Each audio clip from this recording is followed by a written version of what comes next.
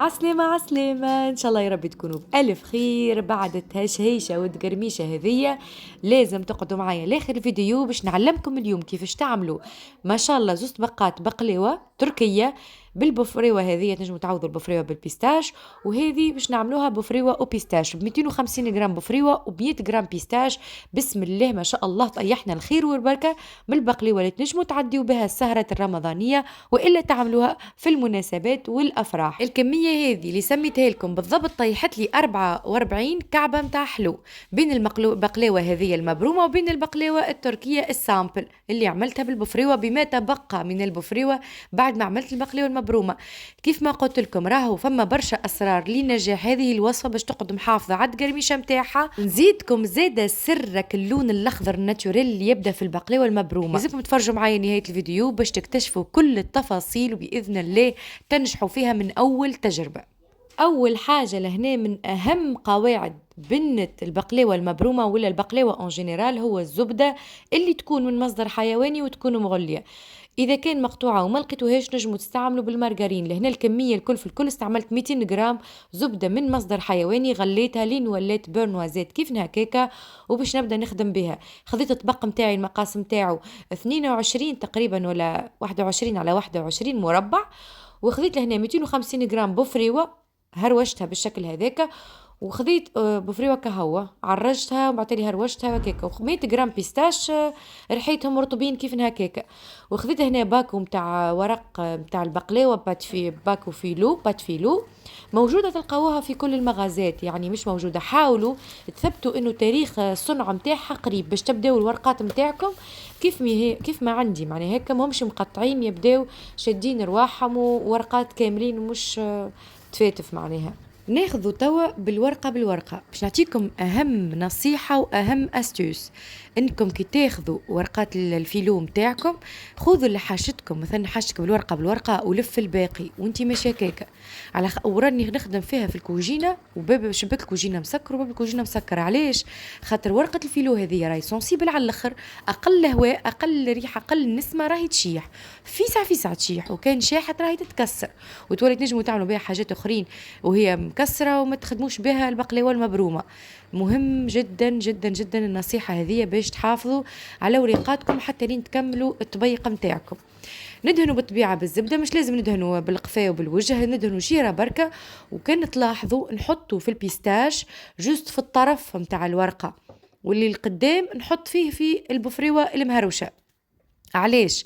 على خاطر كي تبرموها نتوما بالشكل هذايا باش يبقى البيستاش لاصق في هيك الزبده، يبقى على وجه الكعبه، على وجه كعبه الرولو نتاع البقلاوه المبرومه، فهمتوني؟ وهكاكا يولي فما باين اكل اخضر هذاك كأنه كلها محشيه بالبيستاش، وهي الوجه نتاعها بالبيستاش، يعني دوره بالبيستاش والدوره الاخرى تكون بالبفريوه.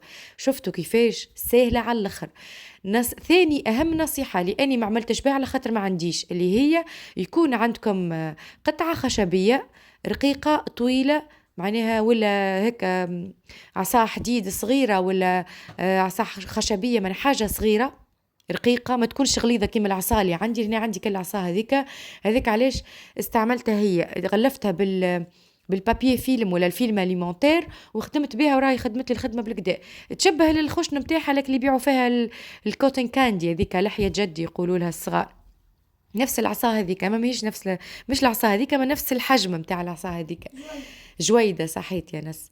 المهم كملوا نفرشوا توا البيستاش بالشكل هذاك، البيستاش في الطرف هكا ناحيه الورقات باش نتوما تراو هيك مشهد واضح، ونفرشوا من القدام في البفريوه نثني بالشكل هذاك، ومن بعد تالي نبدا نكبس، ما نكبسهاش برشا باش ما تقطعليش، وفي نفس الوقت ما نخليهاش مرخوفه على راحتها باش ما تتحليش وما تجينيش مفرتكه. يلزم بالشكل هذايا هاوكا تكبسوها تو من الطرفين بالشكل هذاك، وبعد تجيو في الطبق وتسلتوها سلتين بالطريقه هذيك. شوفوا محلاها كيفاش تجي، تجبدوا منها العصا وتركحوها في بلاصتها بالضبط. تواصلوا نفس العملية هذه حتى لين تكملوا الطبق الكل. بالطبيعة دو بريفيرونس الطبق متاعكم إذا كان باش تعملوا بالحجم متاعي معناه في الرولو هذاك ما يفوتش ال 25 سنتي باش يجيك فيه فرونس مزيان، خاطر كان باش تعملوه طبق 30 سنتي في العرض متاعو مش باش يجيكم الكعبة مزيانة. دونك كان عملتها هنا 22 سنتيمتر ماكسيموم 25 سنتيمتر العرض متاع الطبق باش يجيكم فما فرانس في كل كعبة، في كل رولو يعني يكون فما فرانس.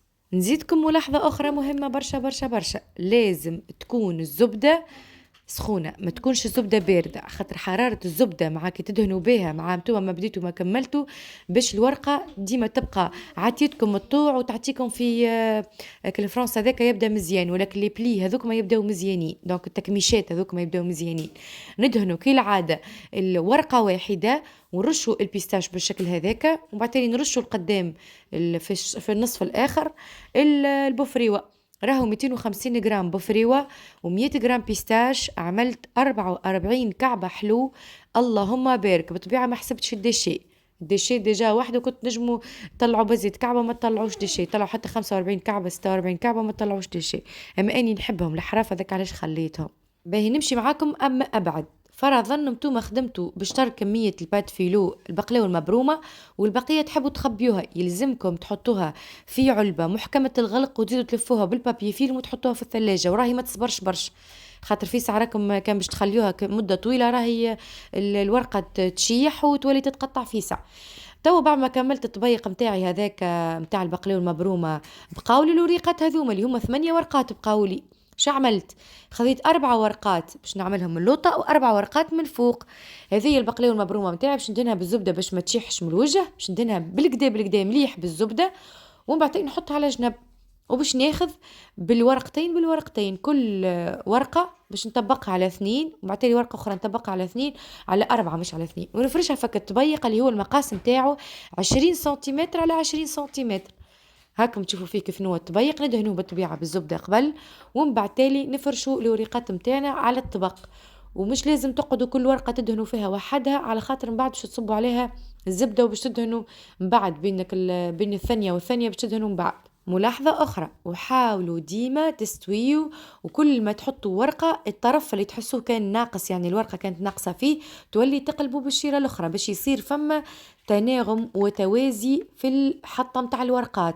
4 ورقات فيلو راهي كافية جدا من اللوطة، و4 ورقات من الفوق، كل ورقة تطبقها على 2 يولي عندك 4 طبقات، دونك الأربعة في الأربعة تتحصل على عدد الورقات اللوطانية اللي هما 16 طبقة، 16 طبقة من الفوق و16 طبقة من اللوطة. وإذا بكم تحصلتوا على بقلاوة تركية كيف ما يشتهى الخاطر ويميل. بصراحة راني ذقتها البقلاوة في تركيا وجربت هذه بقلاوتي اللي نعملها في الدار. في تركيا ديما ما تبداش حاجة فرشكة مزيانة وبنينة ويوقتها في أضخم البلايص معناه وكل شيء، أما حاجة الدار تبدأ فرشكة فيها زيادة بصراحة، زيد فيها كما نقولوا. كمية البفريوة اللي بقات لي بعد ما عملت البقلاوة المبرومة زدتها مغرفة متاع سكر محور وخلطتها بالشكل هذاك، ومن بعد تالي أضفتها للبقلاوة هذه المطروحة، البقلاوة التركية المطروحة. علاش أضفت لها مغرفة متاع سكر؟ باش البقلاوة هذه من بعد يجيني المورس وشد روحه والحشوة لاصقة. السكر المحور يعاون إنه البفريوة بعد ما طيب تبقى لاصقة، ما تقعدش مفتفتة وتقعد ديما تتبثبث، مش كيف البقلاوة المبرومة تبدا شدتها البات وهنا مبرومة منها فيها. هذه لا، هذه لازمها سكر محور. وعملت لها رشيشة خفيفة هيك متاع بيستاش، وخليت البيستاش الباقي باش نزين به البقلاوة بعد ما نخرجها من الفور. نكمل تو ال4 ورقات فيلو اللي بقاولي باش نقصهم على 2 باش يسهل بيا الموضوع، يعني كل ورقة باش نقصها على 2، ومن بعد باش نبدا نطبق ونحط بالورقة نطبق ونحط حتى لين نكمل ال16 طبقة متاع البقلاوة متاعي. بالطبيعة نتوما تنجموا تقصوها الكلها على قد قياس الطبق وتقعدوا تجبدوا بالورقة وتحطوا تجبدوا الورقة. لهنا الورقة الطريقة هذه تيك تاك تك تك تك، وإذا بكم تحصلتوا على طبيق حاضر أموره واضحة في أقصر وقت ممكن، وفي نفس الوقت يبدأ عندكم أحراف تتقرمش تعمل 66 كيف. وديما نوصيكم بنفس المبدأ، الشيرة اللي حطيتوها تحسها هكا ناقصة شوية ناقصة ورقة تحطوا عليها المرة الجاية بالعكس باش كل ورقة ترقع أختها نقولوا احنا، يجيكم الكل في الكل 16 ورقة من الفوق 16 ورقة من اللوطة، توريقة مزيانة كيف ما شفتوا في أول الفيديو، حاجة بالحق مضخمة وتعمل 66 كيف. تنجموا تفوحوا البقلاوة متاعكم كيفاش؟ عن طريق الشحور تحطوا فيه مثلا قطرات متاع روح العطرشية وإلا قطرات عطرشية ولا قطرات الزهر، لكم حرية الاختيار، وهكاك تولي تعملوا لها تحويل وجهها تولي تونسية. دونك البقلاوة ما عادش تركية تولي تونسية، خاطر حطيتوا فيها العطرشية، تولي القوم تاعها كأنها بقلاوة تونسية، وتجيكم راهي بنينة بنينة بنينة بنينة على الاخر. اما لهنا راني عملت على البنة متاع البور دونوازيت، وعملت على البنة متاع الفاكهة متاعي اللي فاكهة ديجا معرجة ومرحية كونكاسي ومرحية بودر. شفتوا ما شاء الله، معناها كمية الكل في الكل 350 جرام فاكهة، تعملوا قريب رطل متاع البقلاوة هذية، حاجة بالحق تعمل بسم الله ما شاء الله. ما نعرفش هو الكيلو قداش يطيح لكم، اني ما وزنتهمش الحقيقه، اما 44 كعبه بقلاوه بالحق. في البقلاوه المبرومه الكيلو تقريبا فيه في حكايه 60 65 والله اعلم، على حسب القصبة طبعا. هنا قصيتهم حجم مش صغير، حجم باهي يعني مقبول، كيما ريتو في تركيا كيما قصيتو في داري. وفما اسيوس اخرى بالله نحب ناكد عليها، رد بالكم تدهنوا الوجه لهنا متاع طبق بالزبده قبل ما تقصوا، على خاطر هو يعذبكم، قصوها قبل ومن بعد تالي ادهنوها بالزبده ومن بعد تالي دخلوها للفور، هذيك احسن طريقه.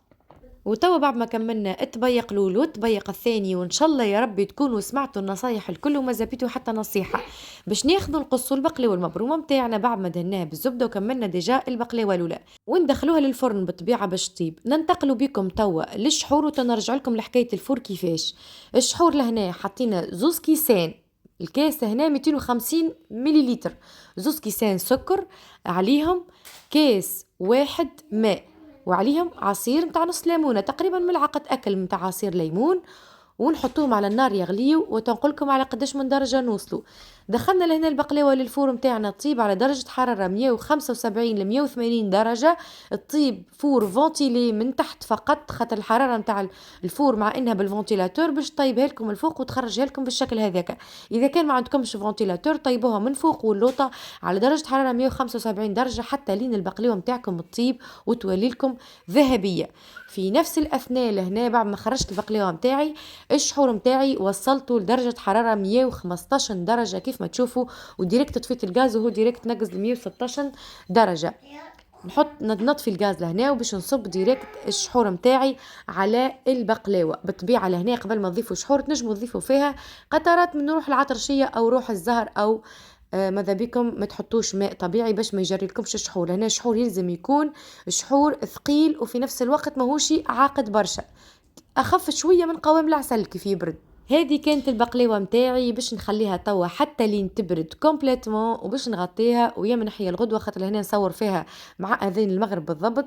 دونك غدوه ان شاء الله نكمل نصورها البقلاوه هذه ونوريكم كيفاش ولا الشكل متاعها، باش نخبيها ومن غدويكا نطلعها وحطيتها لهنا في الصحونه. وشوفوا بسم الله ما شاء الله اللهم بارك، ان شاء الله يا ربي تجربوا الوصفه ومتاكده باش تعجبكم، على خاطر بالحق تعمل 66 كيف، ما خبيت عليكم حتى تفصيله من التفاصيل، ومتاكده باش تعجبكم على الاخر وتشيخوا عليها وتجيكم بنينه برشا. وتوا ما بقى لي كان باش نقول لكم ان شاء الله يا ربي تجربوا الوصفه هذه وتشاركوني تطبيقاتكم على جروبكم صنفه ونص باي سويت سوندس ايكوزي مريومه، والا تعملوا لي تاج على الانستغرام سويت سوندس، والا تشاركوني تطبيقاتكم على الفيسبوك وتحطوا لي تعليقات تحت الفيديو هذا. بالطبيعه ما تنسوش تشجيعكم، تحطوا لي لايك، تعالوا بارتاجي للفيديو هذا مع احبابكم واصحابكم. ونقول لكم توا دمتم في رعايه الله وحفظه، وان شاء الله يا ربي ديما دياركم عامره في الخير، ونشوفكم إن شاء الله في فيديو جديد. إلى اللقاء وبسلامة.